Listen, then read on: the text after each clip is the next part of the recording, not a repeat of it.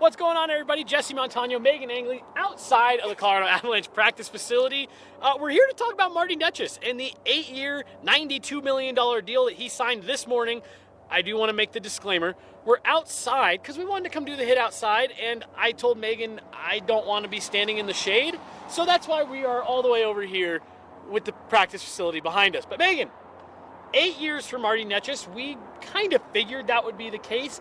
$92 million comes in at 11.5 on the AAV. Maybe a touch higher than what you and I had predicted, but given this current market, where the salary cap is going, and, oh, by the way, he's off to a great start this year, I don't really think there's any problem with this kind of money. No, and we've talked about it for a little bit, that whenever this does or doesn't get done, we kind of have to bury the Mikko Rantanen contract and leave it in the past. Now, I understand people might have mixed feelings about that, but this was a contract that got signed on October 30th, 2025. Yep. And so there were decisions ahead of this that needed to be made around Brock Nelson and his extension. And so the Mikko Rantanen contract happened at a different time. There was a different expectation around the cap rising that I think, even though Chris MacFarland said today that they have an idea, I do think with the last rise, there was maybe just a bit more of a boost than anyone was bracing for. Yep. And so with those things in mind, 11.5 comes in on the higher end of the window I expected for the contract, but I'm really interested in the term. I think the length with that AAV it's a great value for Martin Necas. Maybe feels a bit rich, but I think it will age very well. And the hot start for Martin Necas made the timing of this so much more important. Yep. I think it only gets better from here the more that he continues to play with Nathan MacKinnon.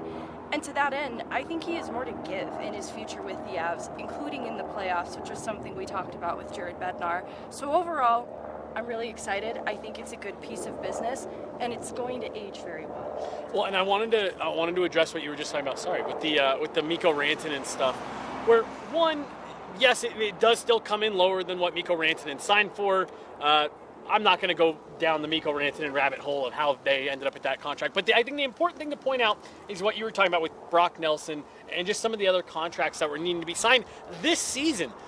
We've talked about it. We've heard the Avs talk about it. Chris MacFarland, Jared Bednar, the players on the team, how much they like this team and what they were able to do this year. If you have that Mikko Rantanen contract from last year, even at just $12 million, there's no Brock Nelson this year. There's no Jack Drury this year. There's probably not even a Victor Olofsson this year. Yeah. So there's so much context when you're trying to compare those two things. I'm with you. The deal is signed. Martin Necas is going to be an Av for 8 years. The other important thing to note here, Meghan, they get the deal done ahead of the new CBA deadline, so they could take this to 8 years instead of just 7. Marty commented on the fact that he had never felt that trust from an NHL team before. Pretty indirect, direct shot there. What do you think it means? What do you think it says for not only Marty, but for the Avs? They wanted to go to 8 years, and that's where they landed. Well, I imagine some of that is Martin Necas advocating for himself. This is important to me. This is what I want. And the Avs being able to affirm that through their belief in him. And I think Martin Necas, I know the production maybe wasn't where people would have liked to see it in the Dallas series, but that was true of the whole team. Everybody was experiencing difficulty creating the way that they'd like to offensively. And I'm so glad Jared Bednar shouted out the physicality of Martin Necas in the Dallas series showed me a buy-in to what he knows is expected of him to fit in Colorado's system, especially playoff hockey. And I know the physicality we talked about in series was maybe misplaced at times. Yes. But I think his willingness to do it is what stood out to me as most important. This is a player who has played hockey a certain way, right? I like that Jared Bednar talked about not wanting to handcuff Marty, in particular's creativity, but I like that Marty is also willing to adopt some things into his own game that are going to be demanding physically. And so all that points to is a player that I think you can have some trust in then, in his commitment to what he knows he needs to do to have a future here. Yeah, the Avs get it done. 8 years, $11.5 million on the AAV. Martin Necas is an Av for the next 8 years. He said that he's happy to have this behind him, that he can now focus on bringing a cup back to Colorado, Meghan, which I think is something that Avs fans are really going to like. We're going to unpack more of this tomorrow on the pod, so consider this a mini emergency pod outside.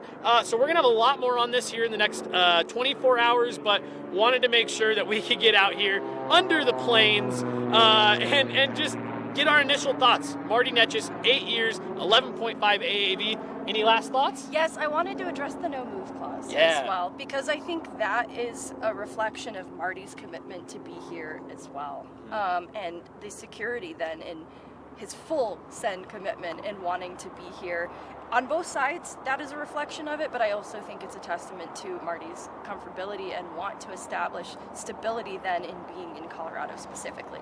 Talked about how much it means to not just him, but his family. And Megan, I thought it was interesting to the point that you just made, how he did make sure to double and triple down on, I'm so excited to be here. This is where I wanted to be. I think the quote he gave the team was, this is my team, this is my home. And it definitely felt like it was sending a message to all the rumors that were out there this summer that he was maybe unhappy with the organization or in Colorado. It was clear to me he wanted to make clear, I love being here and I'm really excited to be here long term. And I think that's big for him and the organization. One more thing. Yes. He fully acknowledged Nathan MacKinnon, the fun that he's having playing alongside him, as being part of something that influenced his decision. I think that's significant because we can sit here and say observationally these two play so well together, but it's great to hear Martin Necas say, look, that was part of the decision. Yeah, no, that's a great call out, and hey, that's a recruiting tool that the Avs have that other organizations don't. Nathan MacKinnon, Cale Makar, you've got those big names, and hey, don't you want to play with them is an argument they can make. So like I said, we'll unpack the full details, and we'll get even more into it tomorrow on the pod. But wanted to make sure we got you guys our initial thoughts. She's Meghan Angley. I'm Jesse Montano.